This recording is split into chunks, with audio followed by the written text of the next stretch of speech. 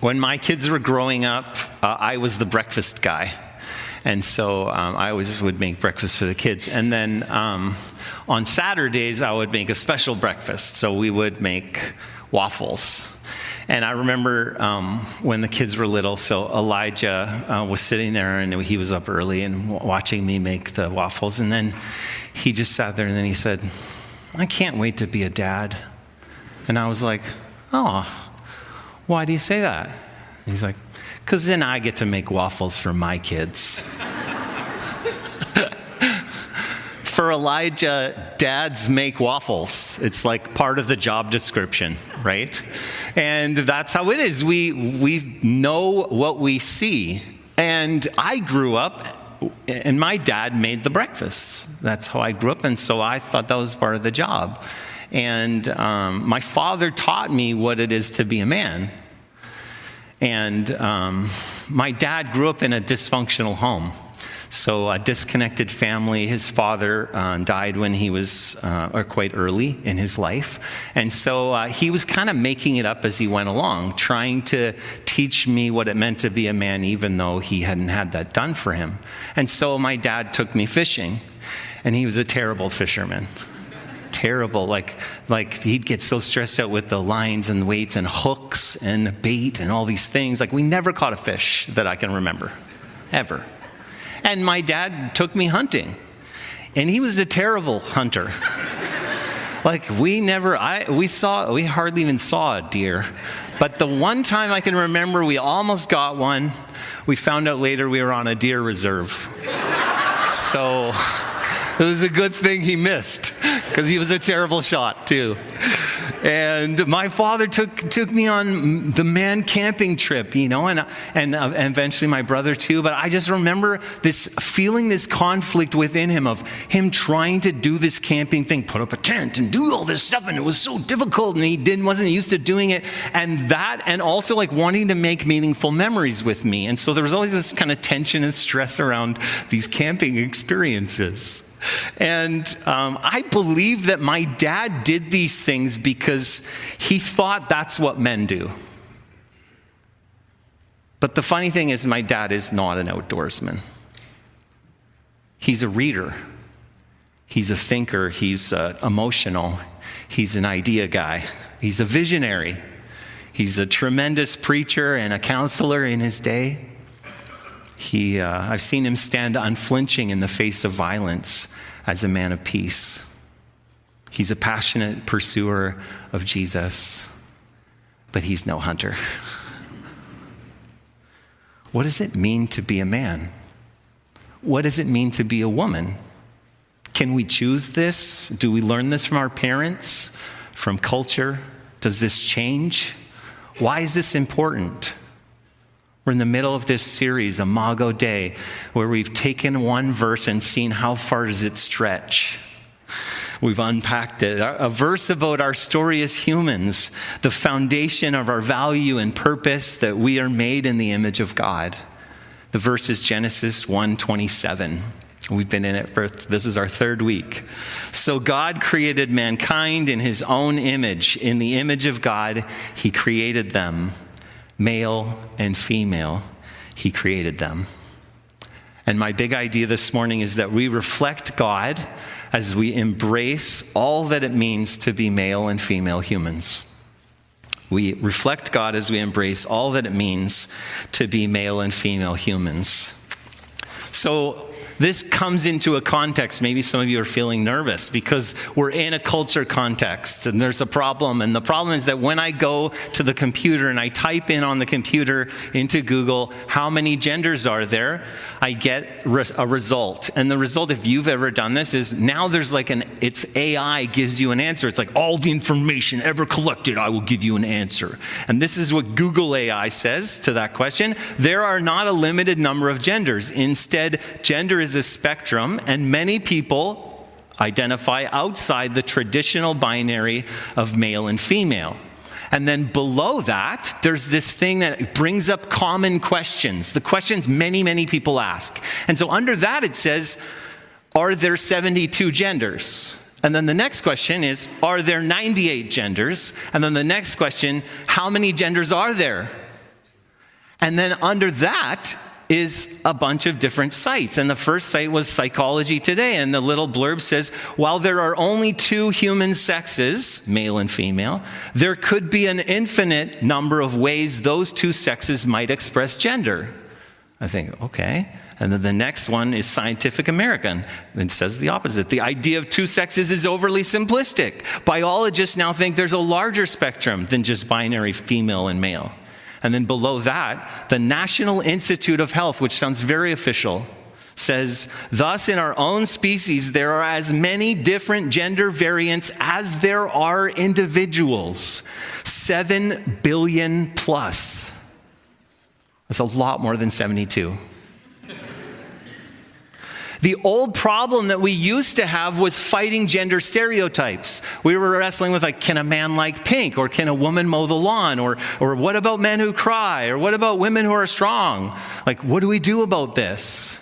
Like, the problem today is this spectrum of infinite number of genders and conclusions about confusion about definitions. We wrestle with, like, how do we find how do we find being a man or a woman?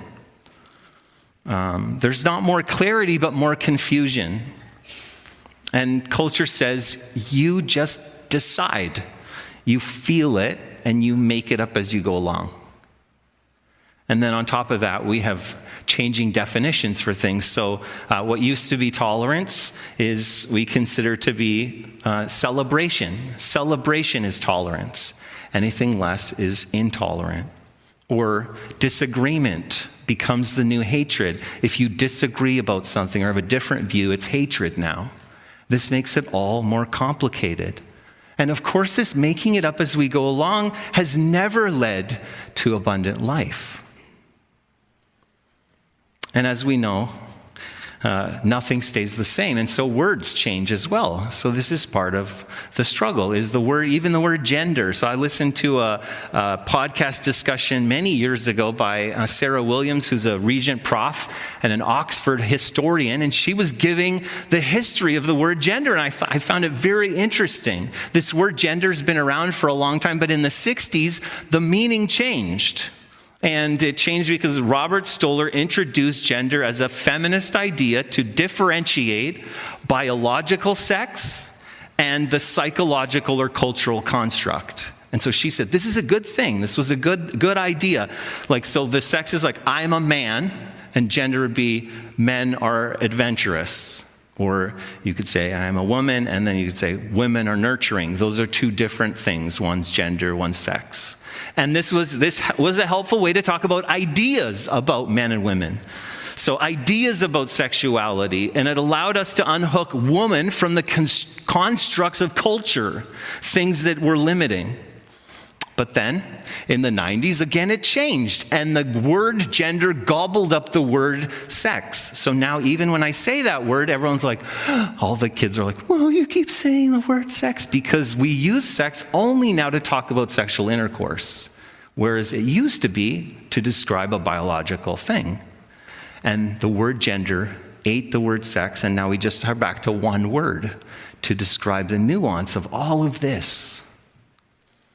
Into this confusing culture story, we might ask, does the Bible have anything relevant to say? And I'll drop our verse, Genesis 1:27. So God created mankind in his own image. In the image of God, he created them, male and female. He created them. And my question is, why? Why male and female? Why? The story is in the beginning. Genesis 1, Genesis 2 tells this story, how God makes mankind and then decides it's not good for man to be alone.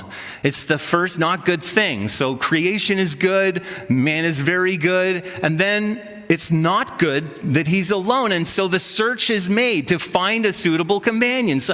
And they look out among all the animals, and no one is found. And then God puts man to sleep, takes a rib, and forms woman. And so now there are two humans. They're similar but different, both made in the image of God. And my question is, why?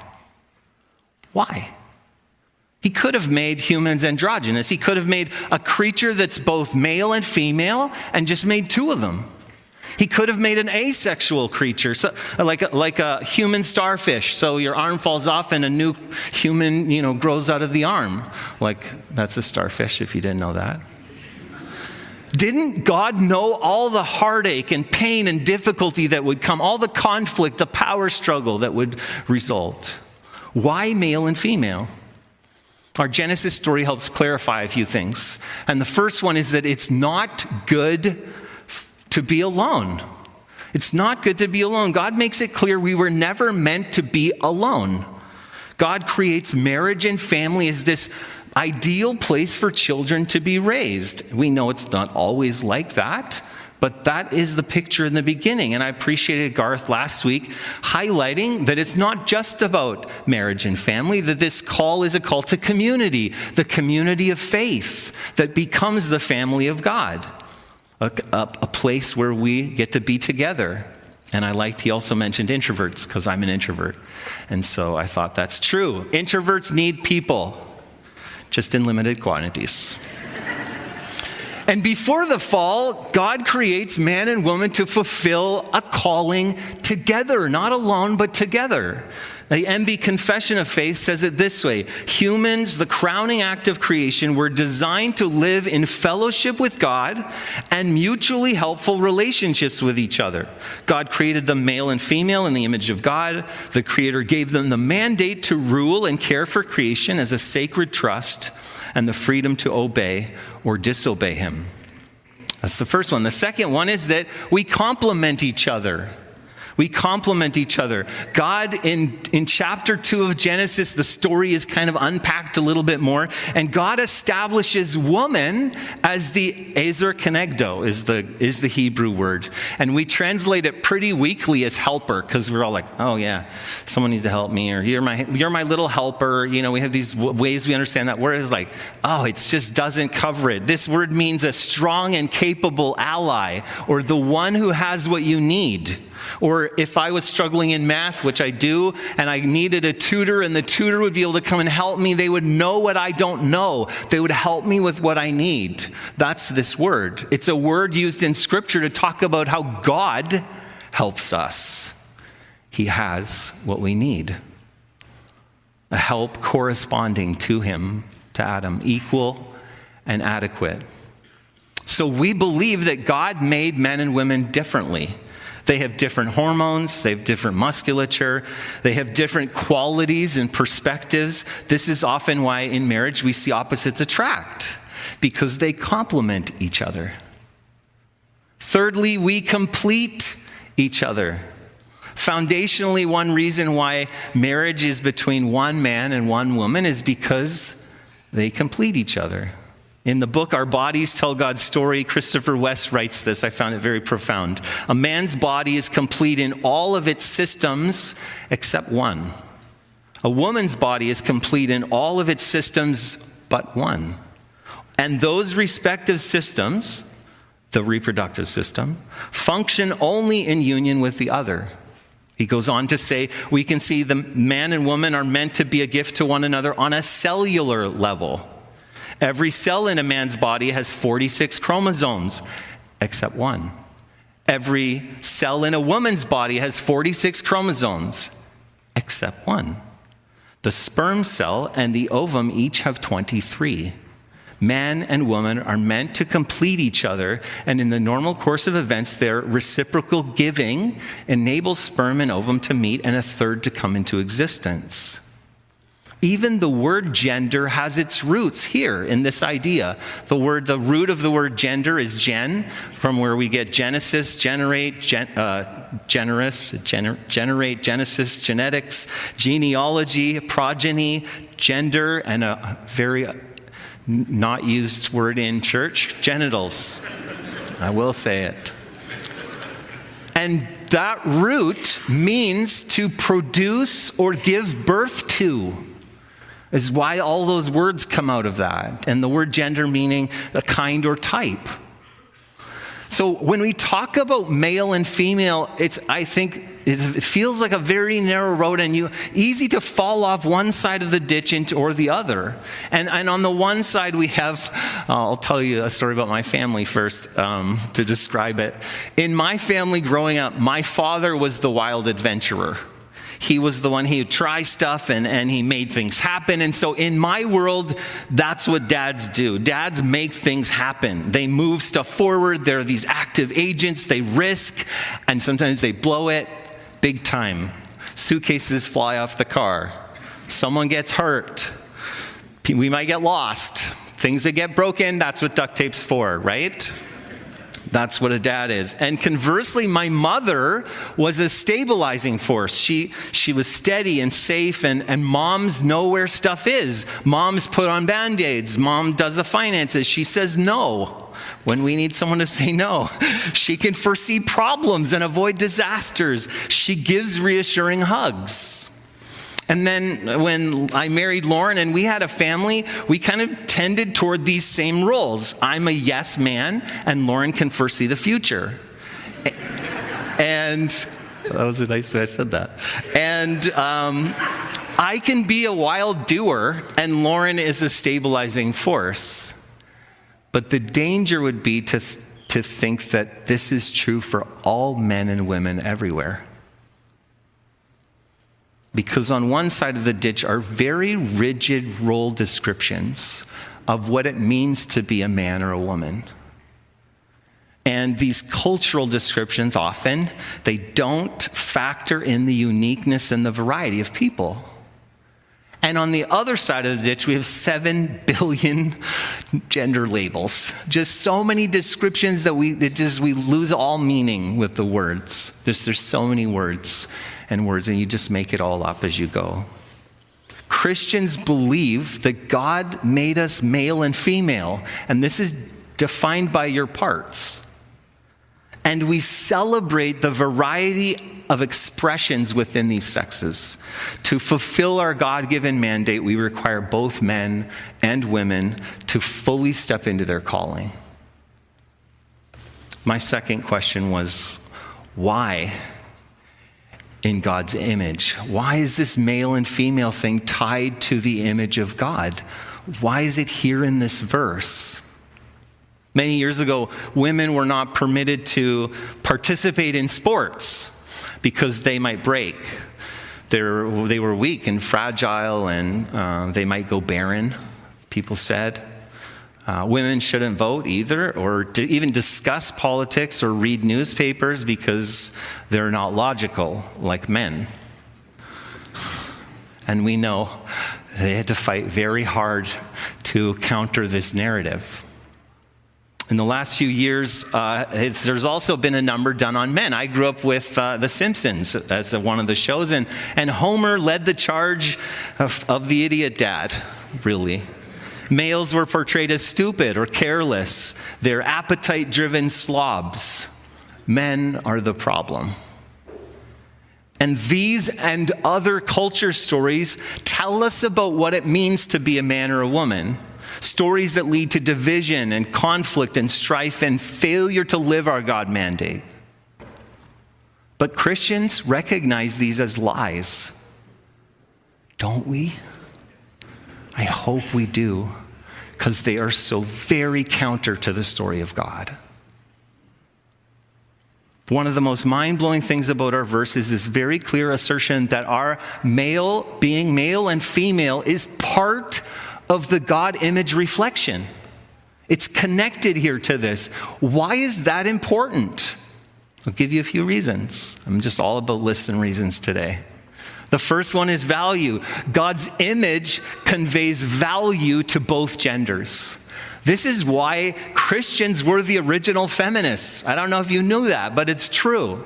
It's why human rights as a whole thing found its roots among early Christians who realized that humans made in the image of God has far-reaching implications, reaches out very far, and especially clearly extending to our genders. I found there's a quote by Celsus. He's a second century critic who wrote, he's criticizing Christianity, he's making fun of it. And this is what he writes. He says, Christians are able to convince only the foolish, dishonorable, and stupid, only slaves, women, and little children. And Glenn Scrivener, who wrote this book that I found this in, he writes how funny it is that he's making fun of Christians, but women everywhere found this to be revolutionary, what the gospel says about them. The church became a place of dignity, protection, and provision for women. Value. Secondly, God's image conveys importance to both genders.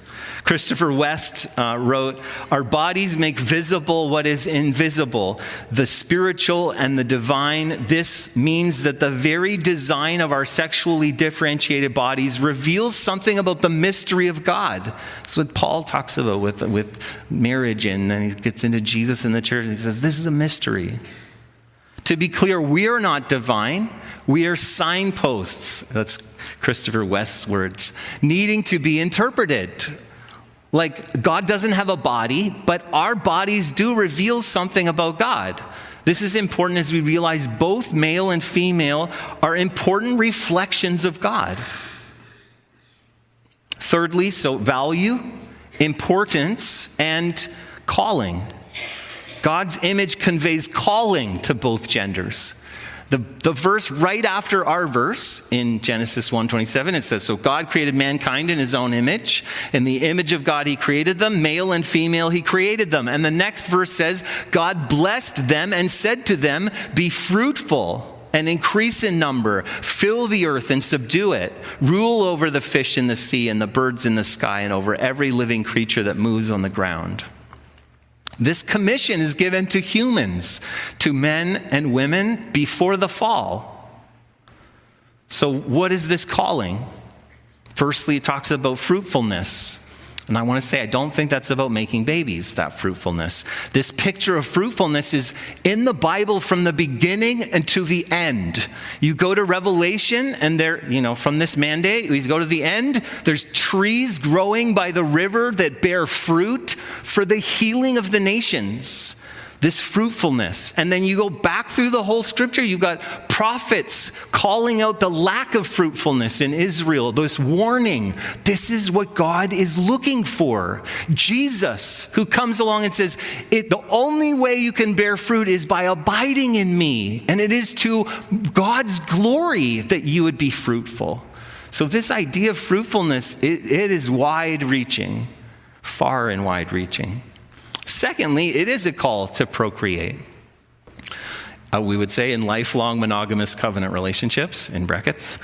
The definition is becoming many or numerous, this word means.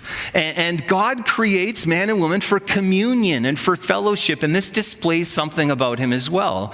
And that this self-giving love is not just for mutual enjoyment, if you think about sex, but also male and female give themselves each so that there would be a third, another. Fatherhood and motherhood are inarguable roles here. Tim Keller said, sex is sacred because it is the analogy of the joyous self-giving and pleasure of love within the life of the Trinity. It's beautiful. I'll let him say that, not me. But procreation isn't just about making babies, because if you think about the kingdom, if you think about a call to singleness for some of us here, what does it mean? To become many. And again, we look at the family of God and the kingdom of God, and you think, Jesus uses language of being born again. So of growth, of expansion, of multiplication, the gospel going out and bearing fruit. And again, this is the picture of radical welcome, our adoption as sons and daughters into the family of God. And the third part of this calling is a call to co-rule. We're given the special mandate to rule over creation. This is like a sacred calling, not just to men, but to both together, not by virtue of their gender, but because we are God-imaged humans. Now you'll say, okay, but I live in this world, it doesn't look like this. This is not my experience, what you're talking about. And I loved, Christopher West had an analogy, a picture. He said, it's like we're all driving around in cars and our tires are flat. And we're just used to it. We don't know any different. Everyone just drives around with flat tires. Even, I was thinking about this, because in my feed, the algorithm sends me this prankster. And so this YouTube prankster, one of his pranks is he drives up to the mechanic and his tires are so flat, they've come off, and so he's riding on rims. And he drives into the mechanic, and the mechanics look at his car with no tires, and he says, hey, I need an oil change. And they're like, and some tires? And he's like, no, my tires are great. Just an oil change, please. And they're like, what? Don't you know what's wrong with your car? This is the picture. It's like we're all driving around on flat tires. We don't know. And then he says this, it's like Jesus comes along and says, in the beginning, we had air in our tires. Don't you know? And then he says, Jesus would say, I didn't come into the world to condemn flat tires. I came to reinflate them. There's a different way we could live. This new kingdom picture is a value for strong and healthy men and women, both sexes, moving toward a wholeness that values differences and embraces the God-image life together. In conclusion, we reflect God as we embrace all that it means to be male and female humans. Now, I've said a lot of things this morning, and actually there's a lot I haven't said. And there's a reason why people write books about this and don't do it in 30-minute sermons, because it's very difficult to cover. My summary is that we were created male and female for a reason in the image of God. These two sexes are meant to complement and complete each other. And God's image conveys value and importance and calling. And we're given this mandate to live together, to co-rule, to be fruitful, to become many. And there's a lot of variety as we express our masculinity and femininity. And as we close, I'd like to end with a friendly reminder. I'll echo Garth from last week. If you didn't hear that message, you should listen to it. That when we're dealing with the issue of gender in a world with a very different and competing story, we walk with grace and truth. Those wings, grace and truth. Love calls us to consider thoughtfully our reactions, our interactions, that we would be a people marked by love, men to women, women to men, and to all those who have different perspectives and expressions of gender and sexuality. We would be marked by love. The gospel of Jesus is a radical call to find God-image value in every human being, while we call one another in love to the great and beautiful banner of the kingdom of Jesus. Would you pray with me?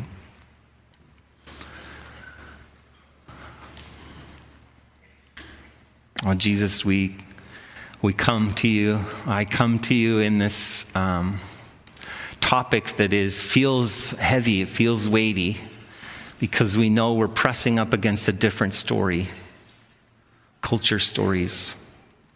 And Jesus, we long to be a people who are marked by you, who look like you, who live into your story, and we trust that you know the best way for us, even sometimes when it's hard.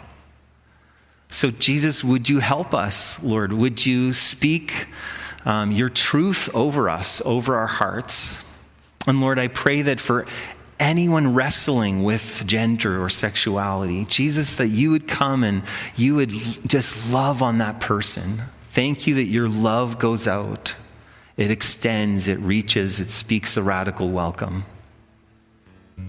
Jesus, I pray that for anyone dealing with these issues in their families or in their friend groups or in their school, Lord, that you would give us grace. Lord, your Spirit would help us as we journey through these moments. How can we be a people marked by love? What would you say, Lord? Would you lead us? when to speak, when not to speak, and when to extend your love to all those around us. Lord, would we be your people who look like you and sound like you in every way. Amen.